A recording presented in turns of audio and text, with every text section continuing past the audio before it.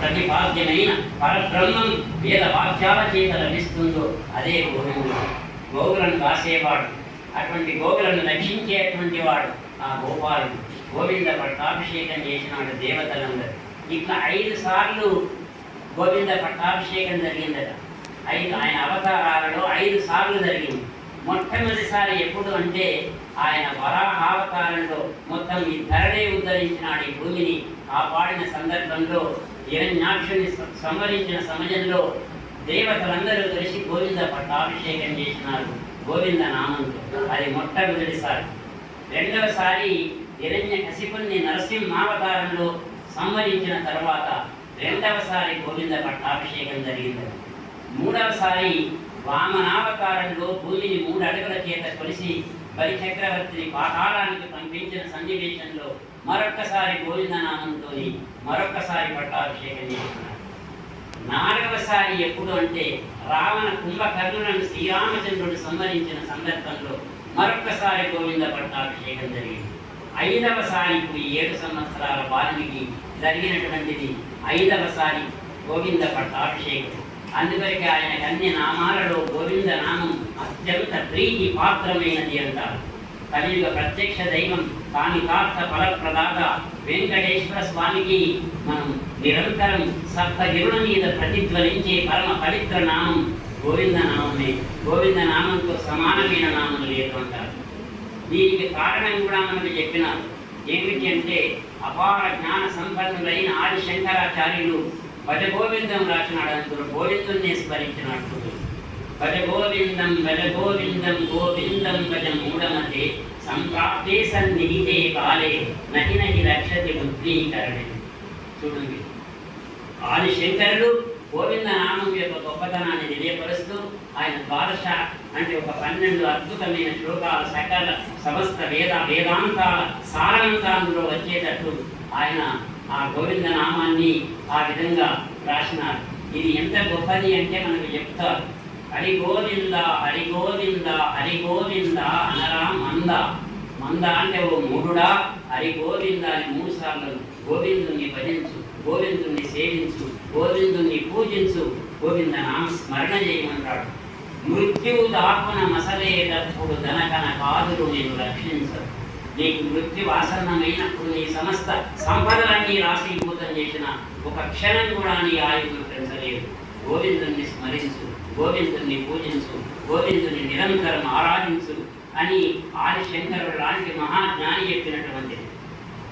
ఇది ఎంత గొప్పది అంటే చూడండి, ఈ భజ గోవిందం భజ గోవిందం భజ గోవిందం మూఢమతే సంప్రాప్తే సన్నిహితే కాలే నహి నహి రక్షతి రుద్రీకరణే. ఇది ఎంత గొప్ప స్టైల్ అంటే శైలి అంటే ఆధునిక కవి అయిన మహాకవి శ్రీశ్రీ భిక్ష పెట్టింది. శ్రీశ్రీ మహాప్రస్థానం రాసినప్పుడు అందులో అంటాడు, ఇదే స్టైల్ ఇదే తీసుకున్నాడు ఆయన. మరో ప్రపంచం మరో ప్రపంచం మరో ప్రపంచం పిలిచింది. విప్లవ కవికి ఇది ఒక చేయూతనిచ్చింది. ఆయన మహాప్రస్థానానికి ఒక అద్భుతమైన పేరు తీసుకొని రావడానికి ఇదే శైలి. ఆయనే చెప్తున్నాడు, భజగోవిందమే నాకు ఆ శైలి, ఆదిశంకరాచార్యుల శైలే నాకు భిక్ష పెట్టింది అన్నాడు. అందువరకే చూడండి ఎంత గొప్పది అంటే గోవిందుని భజించు, గోవింద నామం అంత గొప్పది. గోవిందుని గోవులను కాసేటువంటి వాడు గోవిందుడు. అటువంటి గోవింద నామాన్ని నిరంతరం స్మరించాలి అంటాడు.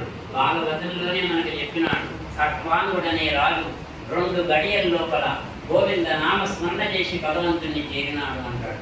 నీకు 7 రోజులున్నది, నువ్వు బాధపడాల్సిన అక్కర లేదు అని శుక బ్రహ్మ పరీక్షించుకు చెప్తాడు.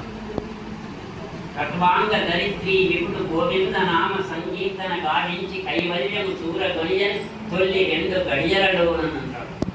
అంత గొప్పనైనటువంటిది గోవింద నామం. ఈ గోవింద నామానికి అంత గొప్ప ప్రశస్తి ఉన్నది, సామాన్యమైనటువంటి నామం కాదు. ఈ విధంగా మరి శ్రీకృష్ణుడు 7 సంవత్సరాల వయసులో ఇది అపూర్వమైనటువంటిది. అందువల్లే దేవాది దేవావతారం ఉన్నారు. దేవ మీదనే ఉంది దేవతలను శాసించిన ఒక అపూర్వ అద్భుతమైనటువంటి అవతారం. ఈ అవతారంలో ఇటువంటి సన్నివేశం జరగలేదు. కృష్ణావతారం అంత గొప్పనైనటువంటిది. ఈ విధంగా జరిగినటువంటి వేళలో ఇక కంసునికి ఎట్లా చంపాలి అని దానికి పడ్డదా. ఈ ఏం చేస్తే చనిపోతాడు. ఈ ఎంతమందిని పంపించినా రాక్షసులందరినీ సంహరిస్తున్నాడు, ప్రతి ఒక్కరిని.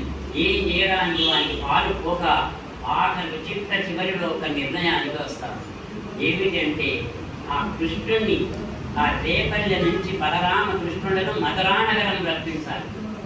మధురానగరం పిలిపించి ఇక్కడ నేనే చంపివేస్తాను. వాడు హిరణ్యకశిపుడు దగ్గర నేనే చంపి ఎవరితో దావకపోతే ప్రహ్లాదుని తనే చంపాలని నిర్ణయించుకున్నట్టు ఇక్కడ కంసుడు కూడా తనే చంపాలని నిర్ణయించుకుంటాడు. ఇక చివరి ఇంకా అనేకమైన ఘట్టాలు, గురువుగా బంధనం ఇంకెన్నో ఉన్నాయి భాగవతంలో. అవన్నీ చెప్పే అవకాశం లేదు కనుక మనం చివరి ఘట్టంలో ఇక్కడికి వెళ్తున్నాం. ఇక్కడ ఏమిటి అంటే ఇక్కడ మరి బలరామకృష్ణులను మధురా నగరం తీసుకొని రాగలిగిన వాడెవరు అంటే అప్పుడు కంసునికి అనిపించింది అక్రూరుడు అనేవాడు ఒకడు ఉన్నాడు. ఈ అక్రూరుడు ఈ శ్రీకృష్ణునికి బంధువు అవుతాడు, చిన్నాయన అవుతాడు కృష్ణునికి. అక్రూరుడు ఎంత గొప్పవాడంటే పరమ భక్తాగ్రగణ్యుడు. సాక్షాత్ కృష్ణుడు పరబ్రహ్మ స్వరూపం అవతార మూర్తి అని గ్రహించగలిగిన మహానుభావుడు. అప్పుడు అంటాడు కంసుడు పిలిచి అక్రూరునితో, నువ్వు ఒక సహాయం చేయాలి, నీకు ప్రత్యేకమైన రథాన్ని ఇచ్చి నేను రేపల్లెకు పంపిస్తాను. అక్కడ బలరామకృష్ణుడు ఊరకే రారు, ఇక్కడ నేను ఒక ధనుర్యాగం చేస్తాను.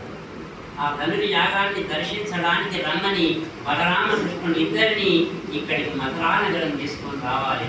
ఇక్కడికి తీసుకొని వచ్చిన తర్వాత వీళ్ళని సమాప్తం చేసి అన్ని ఏర్పాట్లు చేసుకున్నాడు. ఏమిటి అంటే కంసుని దగ్గర కువలయాపీడం అనే ఒక ఏనుగున్నది. అది 10,000 ఏనుగుల బలం కలిగినటువంటిది. అది చెలరేగితే ఒకసారి దాన్ని తొక్కి ఎటువంటి వాడినైనా చంపివేయగలిగినటువంటిది. ఆ కువలయాపీడంతో చంపించాలి.